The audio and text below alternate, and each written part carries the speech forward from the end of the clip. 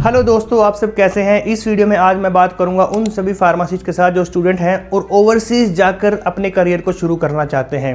जी हाँ, student pharmacist जो है वो कैसे स्टूडेंट वीज़ा पर जो है वो ऑस्ट्रेलिया और न्यूजीलैंड जैसी कंट्री में जा सकते हैं और वहाँ जाने के बाद बहुत जल्दी अपने करियर को एज ए फार्मासिस्ट शुरू कर सकते हैं। तो स्टेप बाय स्टेप बात करते हैं। सबसे पहले इसमें एक बहुत अच्छी प्लानिंग की ज़रूरत होती है। उस प्लानिंग में सबसे पहला पॉइंट आता है फाइनेंशियल एसेट्स। जी हाँ, हमारी फाइनेंशियल प्लानिंग अच्छी होगी तभी जाकर स्टूडेंट वीज़ा ग्रांट होने की प्रोबेबिलिटी बढ़ जाती है, क्योंकि आप सबको जैसे पता है कि ऑस्ट्रेलिया और न्यूजीलैंड स्टूडेंट वीज़ा में बहुत सारे रिजेक्शंस दे रहा है। अगर जेन्युइन से जेन्युइन प्रोफाइल भी रिजेक्ट हो रहे हैं, तो अगर आप चाहते हैं कि आपका प्रोफाइल रिजेक्ट ना हो और आपको स्टूडेंट वीज़ा ग्रांट हो ही हो, तो आपको कुछ तैयारी शुरुआत से करनी होगी। जब आप थर्ड ईयर में हैं या फोर्थ ईयर में हैं, उससे पहले से शुरुआत करनी होगी, क्योंकि जो फाइनेंसेस हमें ऑस्ट्रेलिया को दिखाने होते हैं वो कम से कम 12 लाख रुपए की ITR दिखानी होती है।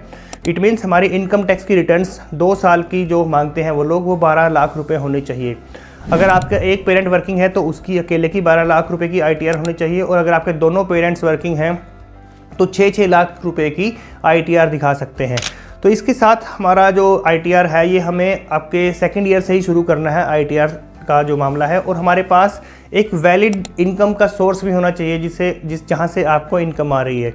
अगर आपके पास वैलिड इनकम का सोर्स नहीं है तो यू हैव सफिशिएंट टाइम कि आप इतनी इनकम जो है, अगर आप इतना पैसा कमा रहे हैं तो उसका एक सोर्स भी आप माइग्रेशन डिपार्टमेंट को दिखा सकें। अब मैं बात करूँगा ITR के साथ साथ जब आप अपने फाइनल ईयर में आ जाते हैं तो आपके पास पढ़ाई का बर्डन कम हो जाता है और you are having enough time. इस टाइमिंग में आप अपने IELTS के एग्ज़ाम की तैयारी कीजिए या PT के एग्ज़ाम की तैयारी कीजिए और कम से कम 7 बैंड इन ईच मॉड्यूल लाने की कोशिश कीजिए, क्योंकि अगर आप अच्छी यूनिवर्सिटी में एडमिशन चाहते हैं तो IELTS का स्कोर भी बहुत ही ज़्यादा मैटर करता है। और अगर मैं फाइनेंशियल वाले मैटर की बात करूँ तो आपके पास कम से कम 1 सेमेस्टर की या 1 साल की फ़ीस का इंतज़ाम होना चाहिए, तभी आपको जो है आपका फाइनेंशियल एसेट्स अच्छे होंगे, तभी आपको स्टूडेंट वीज़ा ग्रांट होने की प्रोबेबिलिटी बढ़ जाती है।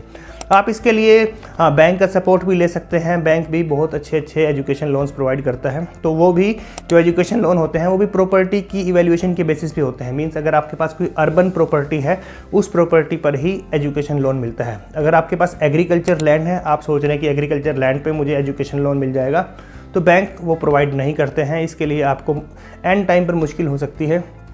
If you are having sufficient आपके पास एसेट्स हैं तो ही आप अपने बैंक से एजुकेशन लोन की बात कर सकते हैं। अगर आप सच में ऑस्ट्रेलिया और न्यूजीलैंड जाकर एज ए फार्मासिस्ट काम करना चाहते हैं तो अपने फाइनेंस और इंग्लिश के स्कोर को इंडिया में रहते हुए ही कंप्लीट करें।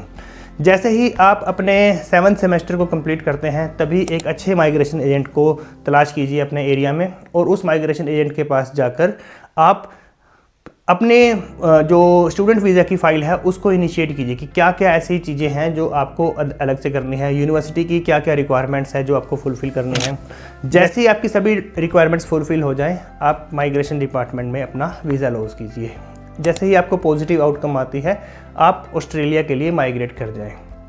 इससे पहले मैं एक बात आपको बताना भूल गया, क्योंकि जब आप Australia as a student visa पर पहुंचते हैं तब आपके पास बहुत ज़्यादा टाइम नहीं होता है। आपको आपका कॉलेज भी अटेंड करना है, यूनिवर्सिटी में भी अपनी अटेंडेंस को पूरी रखनी है। पार्ट टाइम जो आपको 24 आवर्स पर वीक का टाइम मिला है वो भी आपको वर्किंग करनी है वहाँ पर, सो दैट कि आप अपने लिविंग एक्सपेंसेस को बियर कर सकें। आप वहाँ जाकर पढ़ नहीं सकते। जो ओपरा एग्ज़ाम है, ओवरसीज़ फार्मासिस्ट रेडीनेस असेसमेंट, इस एग्ज़ाम के लिए आपको वहाँ पर प्रिपेयर करने के लिए टाइम नहीं मिलेगा, बिकॉज आप बहुत ही बिजी रहने वाले हो।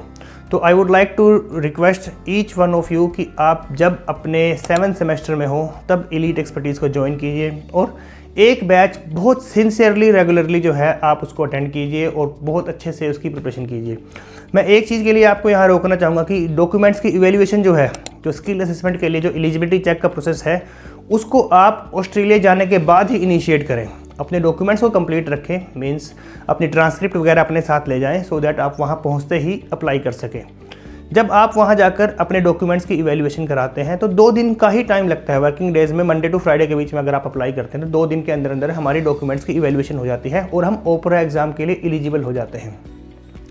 जब आप ऑस्ट्रेलिया पहुंचते हैं अपनी डॉक्यूमेंट्स की वैल्यूएशन कराएं और इसके साथ ही आप एक अच्छा सा स्लॉट देकर कि आपकी प्रिपरेशन भी अच्छी है और आप अपने ओपरा एग्ज़ाम में बैठ जाएं।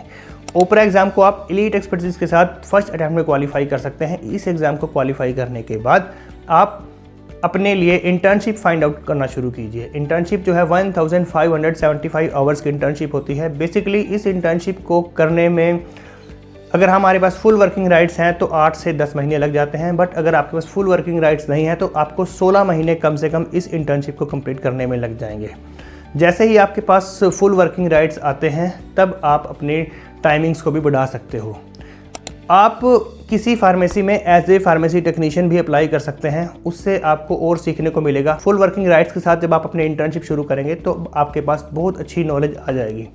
तो अगर आप एक ओपरा क्वालिफाइड कैंडिडेट हैं और आपका एम्प्लॉयर वहाँ पर आपको इंटर्न पोजीशन ऑफर नहीं कर रहा है, but he is happy to offer you the position of pharmacy technician, join at the position of pharmacy technician. क्योंकि अगर आप उस फार्मेसी में एज ए फार्मेसी टेक्नीशियन भी काम कर रहे हैं, ये भी आपके लिए एक बेटर अपॉर्चुनिटी है। जैसे ही आपकी एजुकेशन कंप्लीट होती है और आपको फुल वर्किंग राइट्स मिलते हैं तब आप अपनी पोजीशन को स्विच कर लीजिए और आप फार्मेसी टेक्नीशियन से इंटर्न फार्मासिस्ट पर चेंज हो जाइए और अपनी 1575 आवर्स की इंटर्नशिप को पूरा कीजिए। जैसे ही आपकी इंटर्नशिप के 75% आवर्स कंप्लीट होते हैं, आप इंटर्न रिटन और इंटर्न ओरल एग्ज़ाम के लिए अपीयर होइए। इन दोनों एग्ज़ाम्स की तैयारी भी एलीट एक्सपर्टीज़ कराता है और इन दोनों एग्ज़ाम को पास करने के बाद आप अपनी फाइनल जर्नल रजिस्ट्रेशन के लिए अप्लाई कर सकते हैं। तो ये वो सब तरीके हैं कि आप स्टूडेंट वीज़ा को कैसे गेन करें, स्टूडेंट वीज़ा के लिए कौन कौन सी प्रिपरेशन जैसे फाइनेंसिस, आइल्स का स्कोर, इन सब चीज़ों की प्रिपरेशन इंडिया में रहते हुए करें और बहुत जल्दी जो है अपना वीज़ा ग्रांट करके आप ऑस्ट्रेलिया या न्यूजीलैंड जैसी कंट्री में पहुंच जाएं। तो अगर दोस्तों आपको इस पूरी जर्नी में और कुछ चाहिए कि आप कुछ पर्टिकुलर पूछना चाहते हैं, कोई पर्टिकुलर टाइम फ्रेम आपको चाहिए कि कब आइल्स की तैयारी करना शुरू करें, कौन सी यूनिवर्सिटी में जाएं, कौन सी स्टेट में आप जाएं, कौन सी स्टेट में हमें इंटर्नशिप जल्दी मिलेगी, कौन सी स्टेट की यूनिवर्सिटीज़ अच्छी हैं, कौन सी स्टेट में पढ़ाई करने के बाद पीआर की प्रोबेबिलिटी ज़्यादा होती है, क्या हमें जो मेलबर्न और सिडनी जैसी कंट्री का जो ओरा है उन कंट्रीज़ को प्रेफर करना चाहिए या तस्मानिया या